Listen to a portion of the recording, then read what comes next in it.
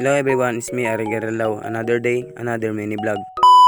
So ngayong araw nga pala ito, mag-aangatan tayo ng magamit dito sa loob ng bahay. Dahil nga pumasok rin talagang tubig dito sa aming loob ng bahay. Kaya nga sabi namin, iangat na dapat mga gamit ito. Pero syempre, una naming inangat itong rip kasi nga sabi namin baka mabasa ito at mag-grounded. Baka magsabog pa dito sa loob ng bahay. Pali na rin ang sopa, inangat na rin namin. Sabi ko baka mabasa ito at saka malakas pa rin ang ulan. Tuloy-tuloy ang ulan. Kaya baka nga magpasok pa lalo at maglalim pa ang tubig dito sa loob ng bahay. Maya lang, iniisipan ko pala ang motor namin sa labas. Sabi ko nga, baka naabot na rin ang tubig yung makina nito at saka mapasukan ng loob nito. Baka masira pa lalo.